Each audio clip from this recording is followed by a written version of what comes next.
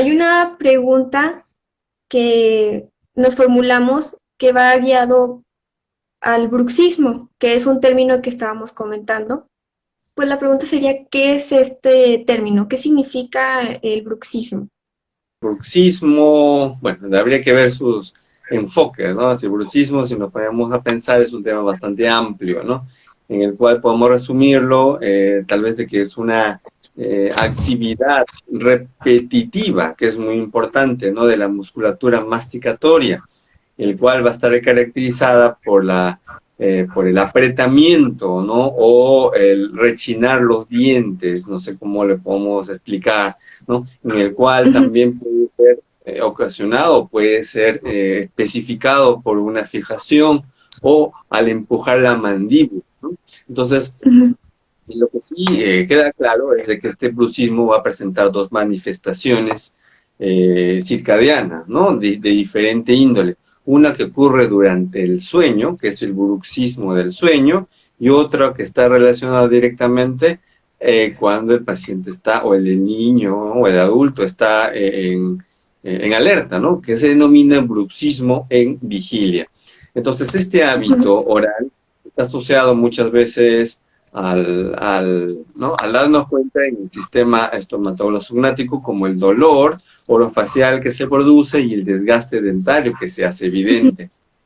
Entonces, lo que concierne al bruxismo, ¿no? Principalmente del sueño, ¿no? Se integra ya a la clasificación integral de los disturbios del sueño, ¿no? El cual se ha presentado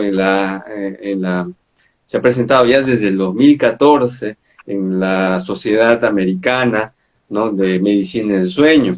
Entonces, para explicar un poquito mejor esto, de que gran parte de estos estudios científicos que han sido publicados sobre el bruxismo aborda directamente el bruxismo del sueño, ¿no? Entonces, y en Sí. ese sentido, la prevalencia de este bruxismo, en el cual relata en la literatura, principalmente en niños, es altamente variable.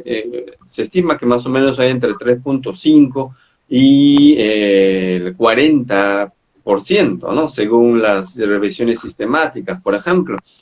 Considerando también de que esta clase etaria, ¿no? De mayor prevalencia del bruxismo infantil varía mucho entre un estudio y otro estudio, ¿no? Y tanto es así que algunos autores sugieren de que esta disminución del bruxismo infantil se produce con la edad, ¿no? Y en ese sentido puedo mencionar a Manfredini, por ejemplo, en el 2013, en su estudio titulado Prevalencia del bruxismo del sueño, ¿no? El niño en el cual nos hace referencia a que esta prevalencia del bruxismo del sueño, ¿no?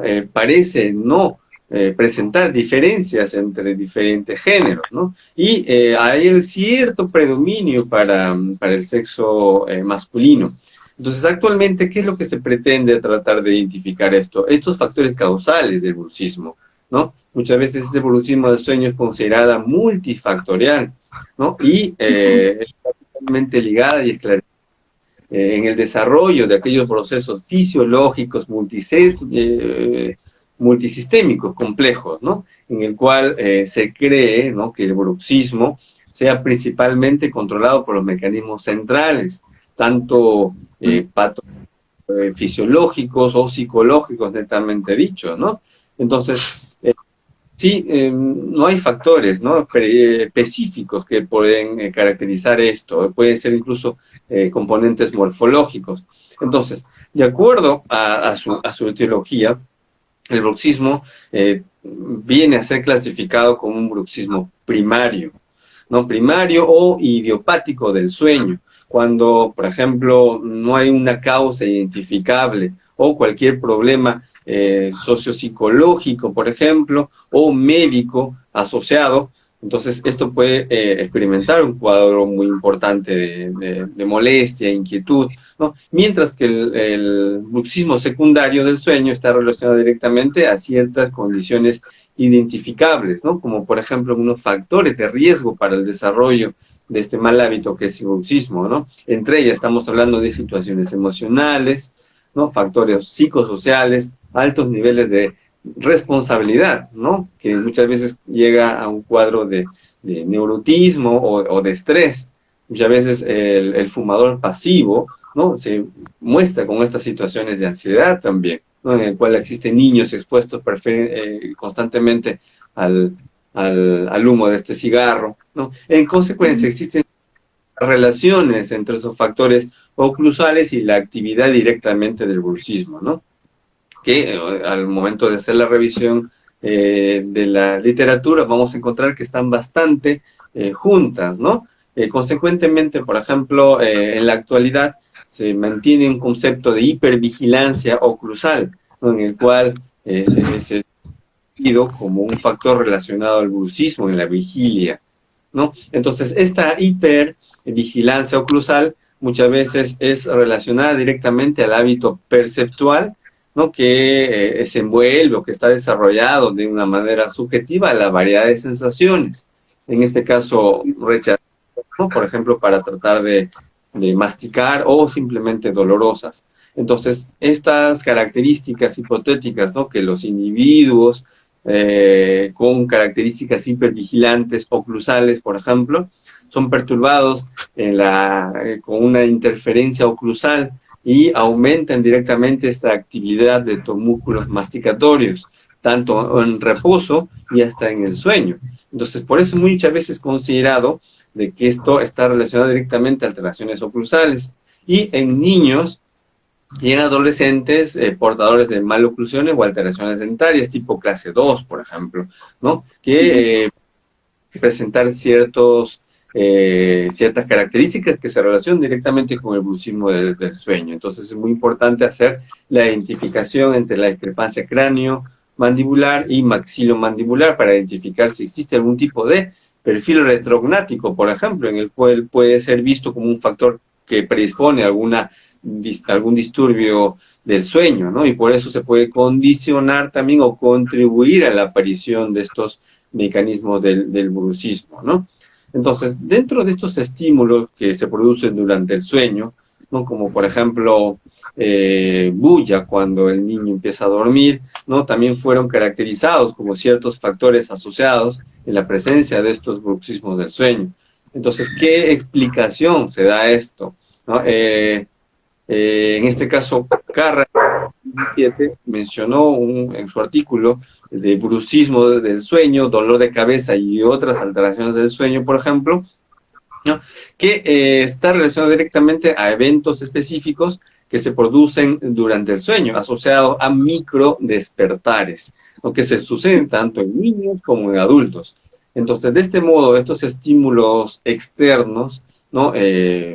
Mismos que son alteraciones respiratorias, pueden afectar directamente en la frecuencia de estos microdespertares nocturnos, ¿no? Produciéndose y favoreciendo ciertos eventos de bruxismo.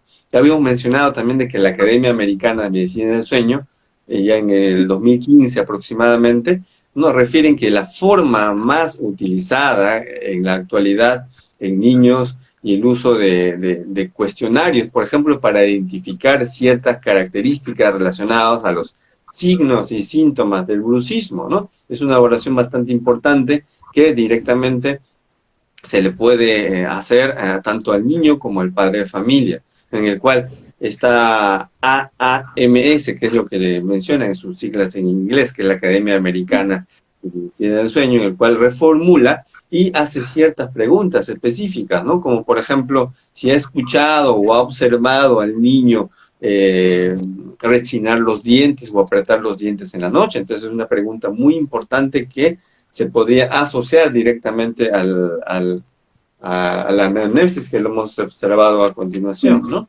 Entonces, no solamente eso, es muy importante observar cómo está la cara de este niño al momento de despertarse, ¿no? Por lo general relata cierto cansancio o no, y si este niño muchas veces se siente con molestia, dolores a nivel de los dientes al momento de despertarse, por ejemplo, ¿no? Y muchas veces un factor relacionado al dolor miofuncional, ¿no? Cuando existe algún tipo de actividad muscular, tanto en los músculos maceteros como en el músculo temporal, ¿no? Entonces es muy importante identificar estos factores.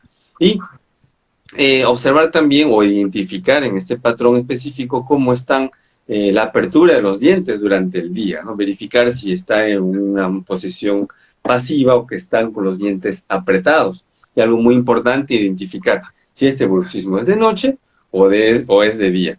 Entonces, aunado a la información que hemos estado observando, es importante identificar también, como todo mal hábito, que si corresponde directamente con la frecuencia, el periodo, la duración y la fluctuación de estos síntomas, no podemos contribuir a un mejor desarrollo y diagnóstico muy importante de estos factores que traen como consecuencias alteraciones de apretamientos de los dientes. Y esto muchas veces acompañados con los ruidos, podemos causar alteraciones incluso a nivel de la articulación temporomandibular, ¿no? Por lo que se Sí. vuelve muy difícil a veces de poder identificar dónde está el dolor específico en el paciente, ¿no? Porque a veces uno dice, sí, me duele aquí, ¿qué es lo que van a hacer? Van a ir directamente al dentista.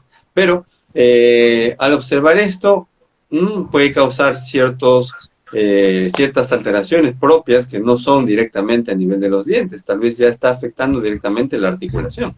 Entonces es muy Ujú. importante identificar cuándo es un dolor específico o cuándo es un dolor referido, ¿no? Entonces, y aquí también tenemos que tratar de trabajar con el equipo multidisciplinario. Entonces, es muy Sí. importante para esto directamente el diagnóstico clínico del bruxismo, ¿no? Que está principalmente relacionada ¿a qué? Al desgaste de los dientes, ¿no? A la Ujú. movilidad dentaria, ¿no? Cómo está el movimiento de la lengua y de las mejillas, por ejemplo, o si existe un aumento, ¿no? O una hipertrofia en los músculos masticatorios, ¿no? Consecuentemente, también se relaciona con el dolor de la articulación temporomandibular que hemos visto y los músculos de la masticación.